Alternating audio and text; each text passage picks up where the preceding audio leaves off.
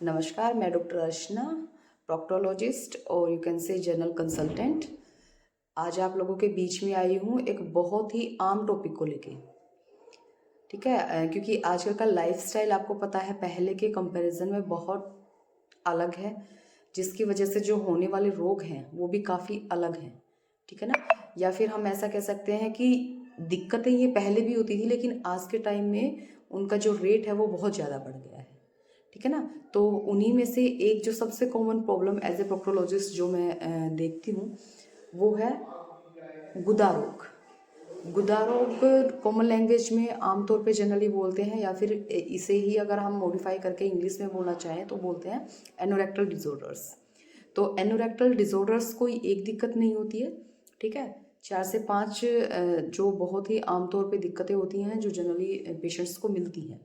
तो उन्हीं से रिलेटेड कुछ एक बहुत ही कॉमन से जो टिप्स होते हैं उन उन पे ही मैं आज आप लोगों के बीच में बात करने के लिए आई हूँ, क्योंकि बहुत सारे मिथ्स होते हैं। ठीक है, पेशेंट्स को इनके ट्रीटमेंट को लेके। तो मुझे लगा कि थोड़ा सा मैं अपने लेवल पे क्लैरिफाई करने की कोशिश करूँगी, ताकि माइंड जो होता है वो पेशेंट का एक तरीके से सेट हो जाए कि हाँ, ये चीज़ें जो होती हैं वो पेशेंट को होनी ही है। ठीक है ना। और तो गुदा रोग, जैसे कि मैंने बोला है आपको, गुदा रोग में सबसे जो कॉमन प्रॉब्लम होती है कुछ लोगों को होता है आमतौर पे, दैट इज़ फिशर।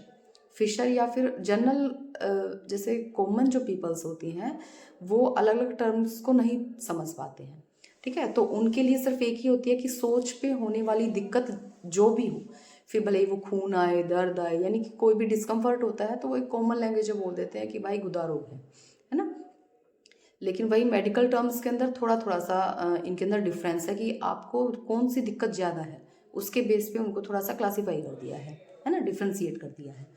तो जैसे मोस्टली जो पेशेंट हैं, मोस्ट ऑफ द जो पेशेंट हैं उनको या तो सोच के टाइम पे या फिर सोच निवृत्ति के बाद कम से कम आधे से 1 घंटे तक बहुत तेज़ दर्द रहता है, या फिर कई बार दर्द के साथ साथ जलन और खुजली भी होती है। ठीक है ना, तो वो गुदा मार्ग पे कई बार क्या होता है कि कट लग जाता है। जनरली लगता है या तो आपका स्टूल जब आप फ्रेश होने के लिए जाते हैं तो वो बहुत ही हार्ड यानी कि सख्त आए, है ना, या फिर आपको कब्ज की दिक्कत रहे, है ना। तो इनकी वजह से ही ये सारी दिक्कतें जो होती हैं वो होती हैं। ठीक है ना। और दूसरा है लाइक अगर आपको दर्द के साथ साथ ब्लड आता है, खून आता है, वो खून बहुत ही ज़्यादा आता है या बहुत कम आता है। ठीक है, कई बार क्या होता है कि माइनर यानी कि बहुत कम अमाउंट के अंदर फिशर जो बोलते हैं, जो कट जो मैंने बताया आपको, तो उसके अंदर भी खून आ सकता है। लेकिन अगर वो उसकी अमाउंट ज़्यादा रहती है और आप डेली रूटीन के अंदर ही रहती है तो उसका नाम होता है बवासीर, जो बहुत ही कॉमन आमतौर पे जैसे मैंने बताया ना कि गुदा रोग अगर किसी को भी है तो लोकल लैंग्वेज में बोलेंगे भाई इनको बवासीर है ना। तो हर दिक्कत होने वाली बवासीर नहीं होती है। इसी के अलावा एक तीसरी जो दिक्कत होती है जो कॉमनली पाई जाती है, उसमें क्या होता है कि जो भी आपके अंडर गारमेंट्स होते हैं, जो नीचे के कपड़े जो भी आप लोग पहनते हैं, वो हमेशा ही आपको गीले महसूस होंगे। आपको हमेशा ऐसा होता है कि कुछ तो डिस्चार्ज हो रहा है ना। तो उसको हम लोग बोलते हैं, हिंदी में बोलते हैं भगंदर।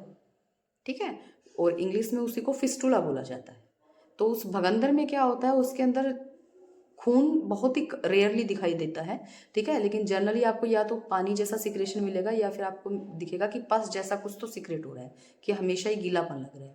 और उसके साथ भी कई बार ऐसा होता है कि सोच की जगह पे आपको खुजली महसूस हो या फिर डिस्कम्फर्ट अजीब सा महसूस होता है।